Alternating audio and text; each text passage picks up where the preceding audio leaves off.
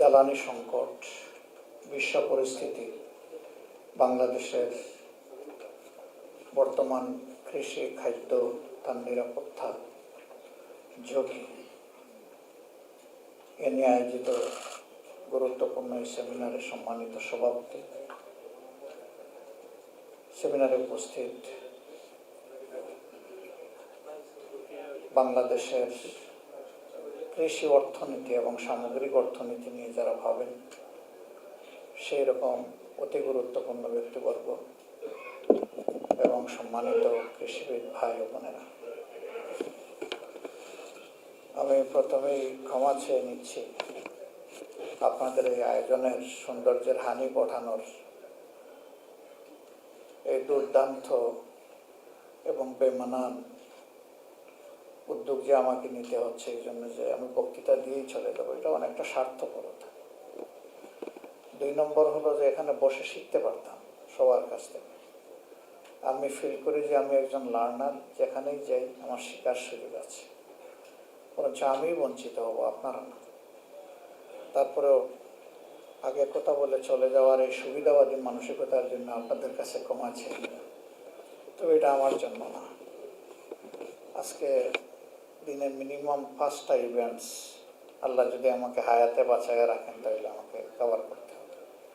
আবার অনেক সময় কিছু ইভেন্টস এর মধ্যে আবার জেনারেট করে। এটা আমাদের সামাজিক যে ব্যবস্থা, এই ব্যবস্থার কারণে এরকম হয়ে থাকে। আবার আমি ফিরে আসছি আমাদের আলোচনার জায়গায়। ডক্টর মিজানুর রহমান সাহেব যখন বক্তব্য রাখছিলেন তখন তিনি বিবিএসকে কোট করেছেন এবং তিনি বলেছেন যে তাদের তথ্যের উপরেই আমাদেরকে নির্ভর করতে হয়।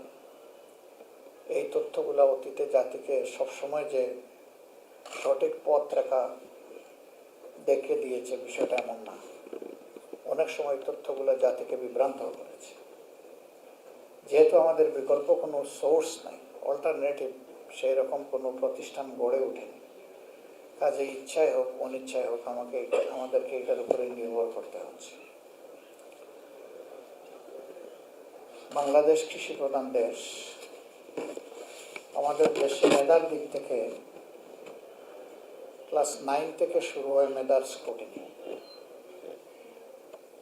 কে কোন ডিসিপ্লিনে নিজের ক্যারিয়ারটা, একাডেমিক ক্যারিয়ার বিল্ড আপ করবে তার আগ পর্যন্ত অনেকটা কম। 9-এ উঠে যারা বিজ্ঞান মনস্ক, অবশ্য আমাদের দেশে একসময় বিজ্ঞান মনস্কতার সংজ্ঞা ছিল যে নাস্তিক, সে হইল বিজ্ঞান মনস্ক। আমি ওইটাকে বিজ্ঞান মনস্ক মনে করি না। আমি মনে করি রিয়েলি সায়েন্টিফিক অ্যাটিচিউড যার থাকবে, সায়েন্সকে জানার, বুঝার এবং নিজের থেকেও কিছু সায়েন্স ক্রিয়েট করার, সেই হইল বিজ্ঞান মনস্ক। তো এরকম যারা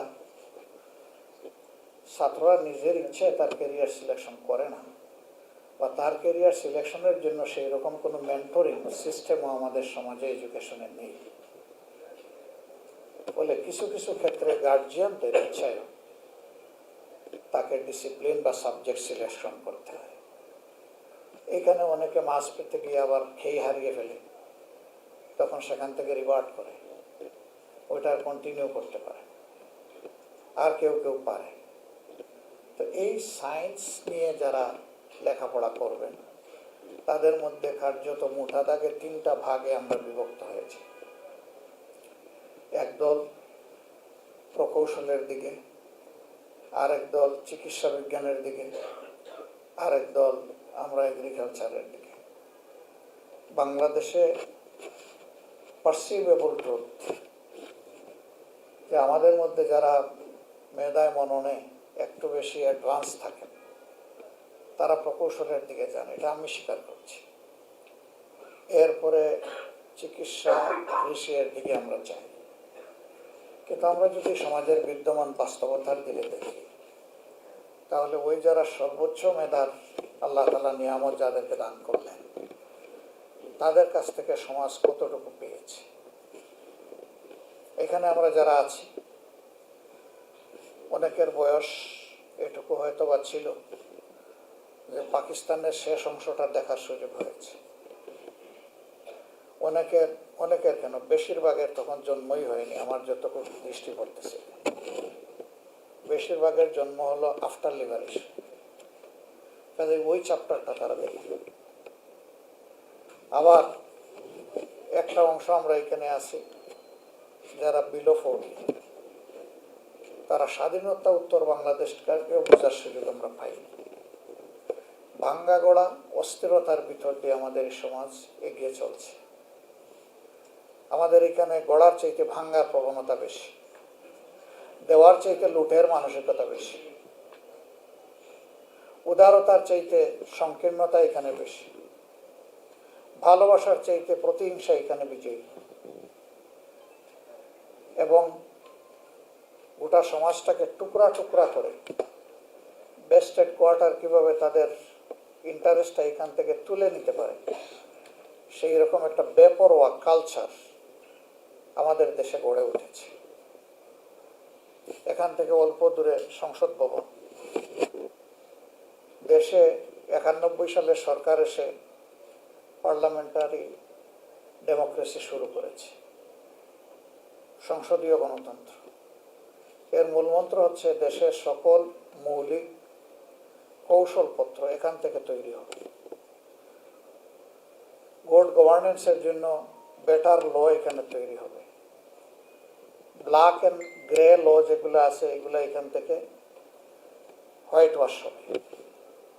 কিন্তু বাস্তবতা কি তাই? জাস্ট গতকালকের ইভেন্টসগুলো যদি আপনারা দেখেন, দেখবেন যে বাস্তবতা তার সম্পূর্ণ বিপরীত। দুর্ভাগ্য, এই সংসদে দাঁড়িয়ে আমি বলেছিলাম যে আমি একজন নবীন সদস্য। এবারকার সংসদে নির্বাচিত হওয়ার আগে কোনোদিন সংসদ গ্যালারি আমি দেখার চিন্তাও করি নাই, চেষ্টাও করি। এখানে 20%-এর কাছাকাছি সদস্য আছেন যারা অতীতে সংসদ সদস্য ছিলেন, বাকিরা সকল নতুন। আমরা বলেছিলাম যে এখানে রাজনীতির সুস্থ হেলদি প্র্যাকটিস হোক, নট আনহেলদি। এখানে আমরা যে বসি, আমরা যে ঢুকি, আমরা যে বের হই, এর প্রত্যেকটার পিছনে জনগণের রেভিনিউ জড়িত, জনগণের ট্যাক্সের টাকা জড়িত। প্রত্যেকটি মিনিটের জন্য এখানে লক্ষ লক্ষ টাকা খরচ হয়, হাজার হাজার। সুতরাং জনগণের ট্যাক্সের টাকা জনস্বার্থের বাইরে গিয়ে সামান্য একটা কিছু করে এখানে নষ্ট করার অধিকার জনগণ কাউকে দেয়নি। আমরা যেন এর চর্চাটা এখানে শুরু করতে পারি, অতীতে হোক না হোক। অতীতে হয় নাই এটা কোনো এক্সাম্পল না, এখন হবে, এটাই হবে এক্সাম্পল। আমি বলবো না যে সব আশাই বিফলে যাচ্ছে, তবে এখন পর্যন্ত খুব ভালো কিছু করা সম্ভব হয়নি। যদি 1 মাস 1.5 মাসের এই শিশু, হয়তো সামনে আমরা ভালো কিছু আশা করি। আল্লাহ ভালো চান।